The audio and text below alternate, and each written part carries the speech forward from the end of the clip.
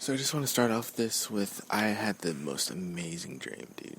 I had the most amazing dream, and my ashram was beautiful. And there's this place where there was this huge cliffside that was just covered in ice, and the whole like ice shelf thing, like this huge ice shelf, like started with small chunks of ice started falling to the water, and I was like in the water, but it was like the ice was falling fast, dude. It could easily harm you if it hit you.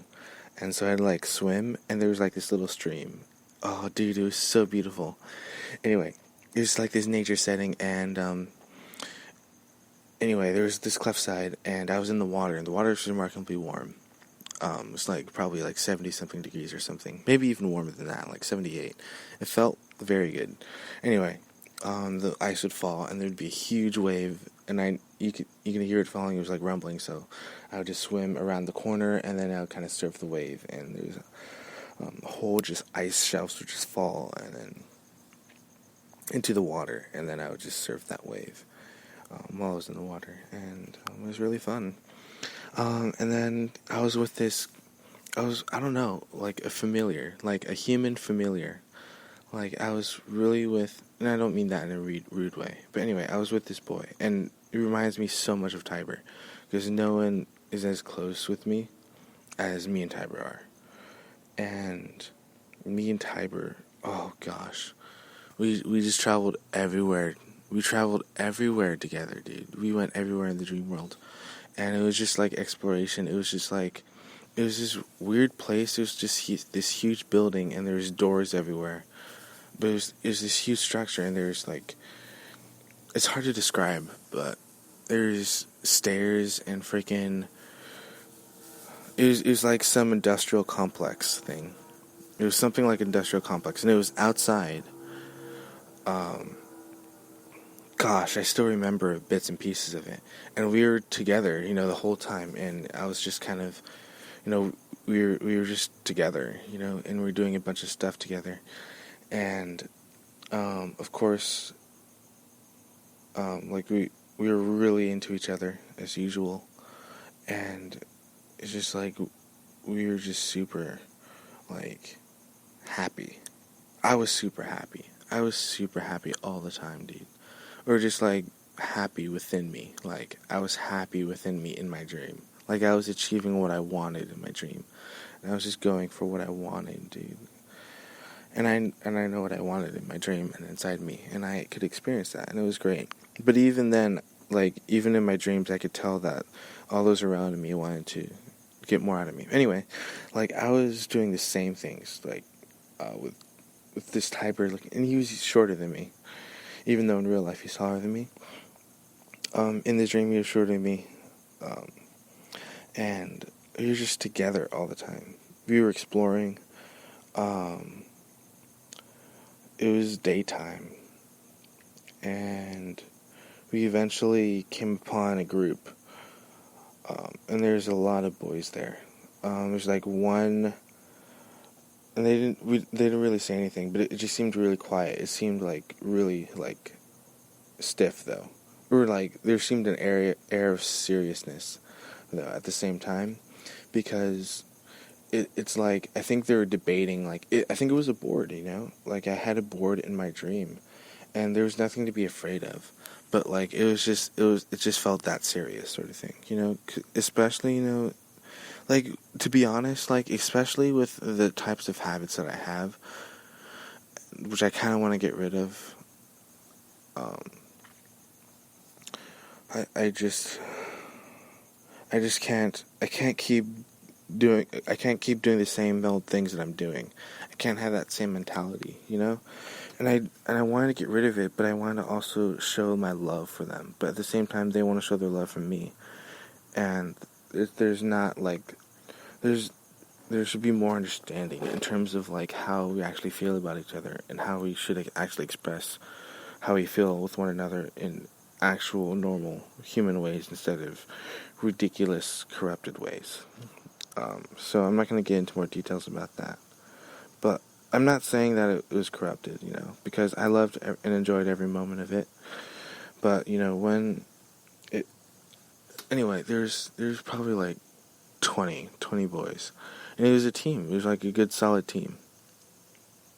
Snap, I have to realize that I could perhaps actually have a baseball team, or a soccer team, or a football team. Oh, snap, dude. Oh, snap, guys. Ain't that amazing? Ain't that amazing? So, yeah, you know what? So, we were all together in the ashram, and I think we were, like, all the boys were, like, wearing uniforms, and then there's one older adult besides me. And we're just being boys, dude. We're just being boys.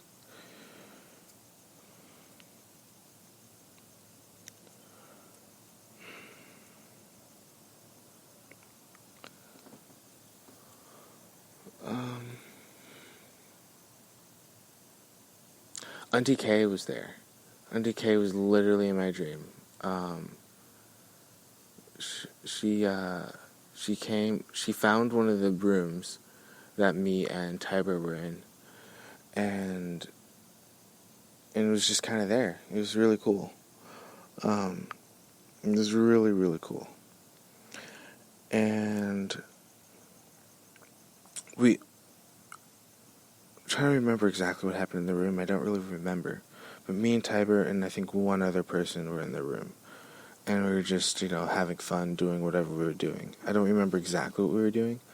But of course, me and Tiber are close. And I don't think there's any other relationship in the universe that has the same relationship that me and Tiber have. So me and Tiber were, really close. And eventually we left the room, and then we started exploring again, and after we explored some more, that's when we met the group of boys. And that's when I woke up. I know there's one boy in particular who's looking straight at me, and it's like he had blue eyes and blonde hair, and he was probably about 11 or 12, and he's about 5'6" or 5'5" or 5'4", something like that. And he just looked straight at me, like when we were all together, and it was like, I know you, sort of, is like what his eyes were saying, but we have to be something, sort of thing. That's like what his eyes were saying. Like, we have to be something more. You have to actually be yourself. You can't just avoid being yourself all your life. You gotta actually be engaged in reality. You gotta actually be yourself, because when I look at you, I see, or at least this is what I thought he was saying with his eyes. Like, when I look at you, you have to know what you're doing. You have to know how you're making me feel. You have to know what you're doing. And he just looked me straight in the eye, and it was, and we were all gathered together, but like, it was just this one boy. He was looking at me that way.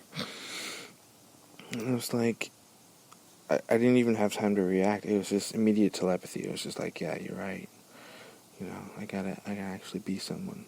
And it's like, as soon as I sat down in my dream, it was just like this weird stillness sort of thing. And like, in my dreams, like, or in that dream, like, dude, there's so many boys. And it almost feels like something bad happened, but in reality, nothing bad happened.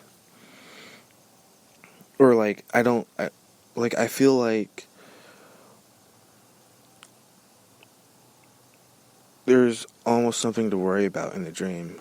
And like, I couldn't feel that feeling, because I couldn't feel how, to be honest, I couldn't feel how excited they were. I couldn't feel how happy they were. I just didn't understand. Because, I was just so patient and quiet in my dreams. And why? Why would I even be patient and quiet in my dreams? Like, I gathered everyone together. I could tell them how I really feel, and I didn't. I don't understand that. And the thing is, the boy was like looking straight at me, like, come on. Like, this is what you wanted, sort of thing. And I didn't even, like, it's like, imagine, like, getting, I don't even understand how special that is, I gathered everyone together. They were all ears and open. They were all excited, and I just didn't even say anything. It's like I just wanted just to instantly have that same connection with them that I have with Tiber.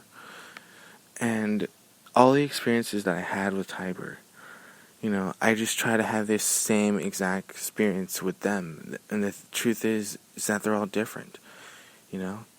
I don't have to have the same relationship with all of them that I have with Tiber.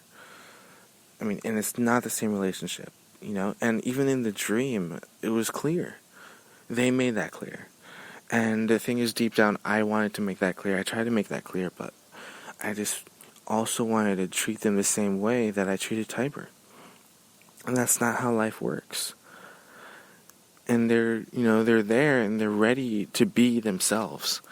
And I'm not acknowledging that they're different and unique individuals, that they're not the same as Tiber. They're not Tiber. They're just who they are. So that's perhaps my own learning lesson for today.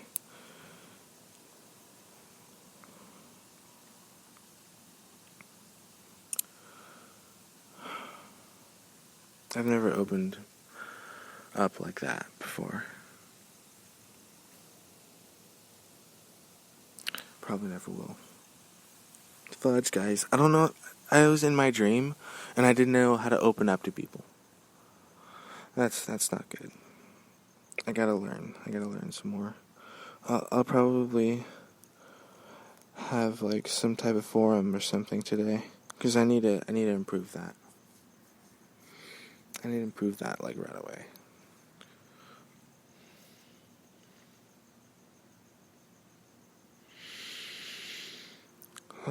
So the top 10. The top 10 are I'm already beyond names and stuff. In the higher dimensions, I don't really need to name people and recognize people by names. But the top 10 are the following: Jose Eric Khan. I think his name is Joe. He was playing Ninja Gaiden Black that one day. Not that I know him by playing Ninja Gaiden Black. Joe, Dakota, from Michigan,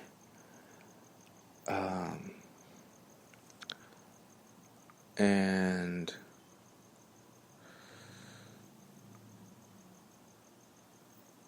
probably on TK. Definitely Tiber, Jose Garzola, Tiber Longacre, and what I would assume is my assistant coach in my dream, my assistant coach in dreaming, because I probably need an assistant coach anyway. And then the one boy, the blonde-haired, blue-eyed boy in my dream as well.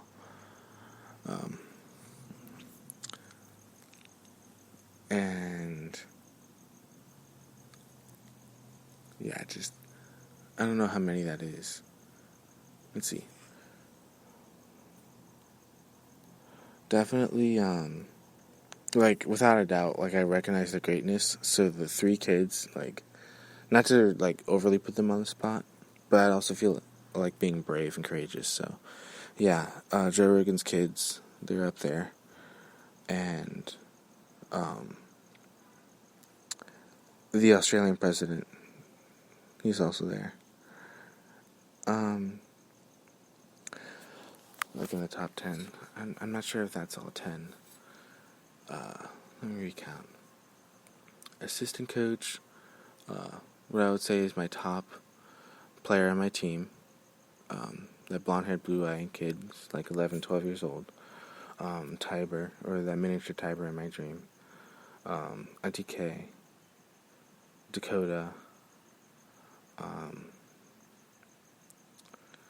Joe, Jose,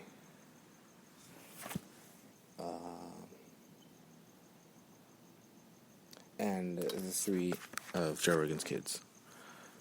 The three Joe Rogan kids.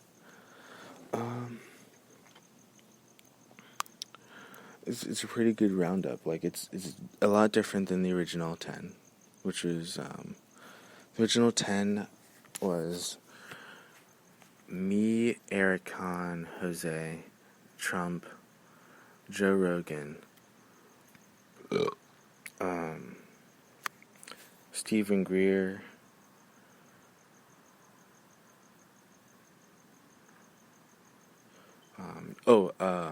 David Knight, Oren Schroyer,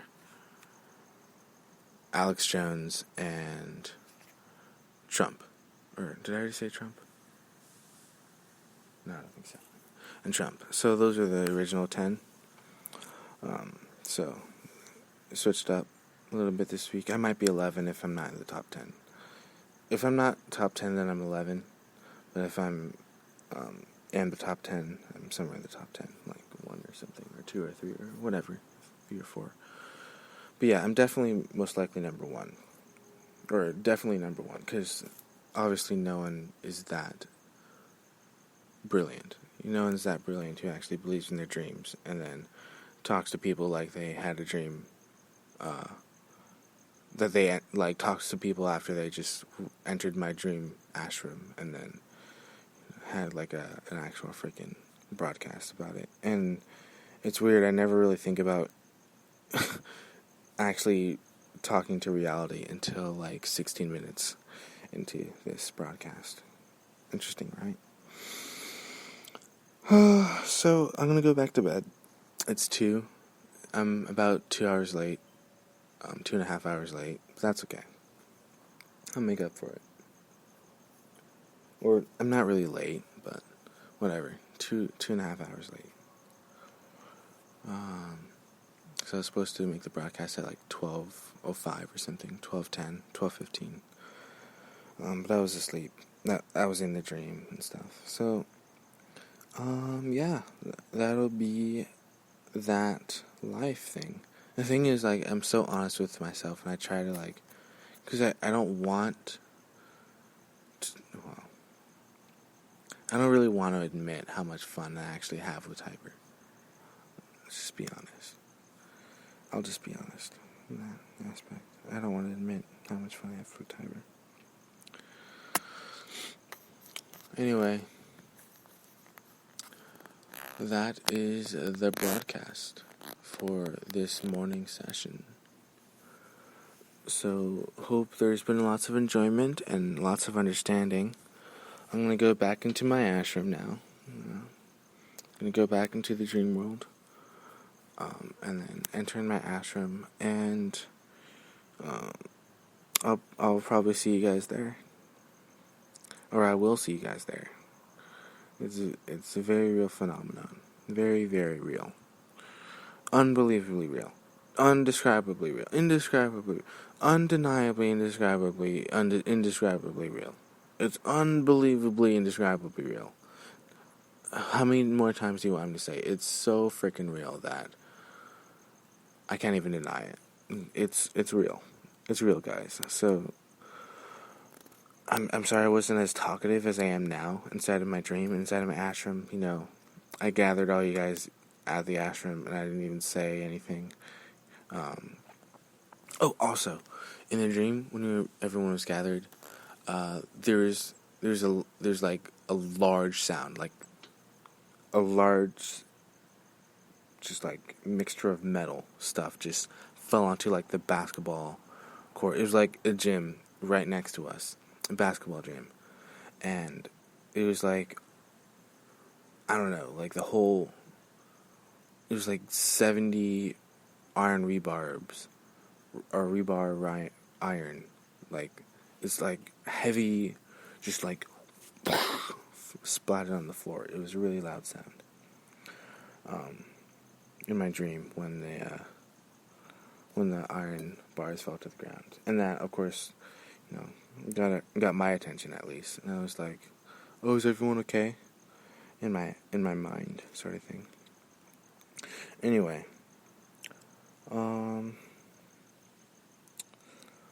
yeah, that is the broadcast. So this is gonna be the end of this broadcast. I'll probably make another one next.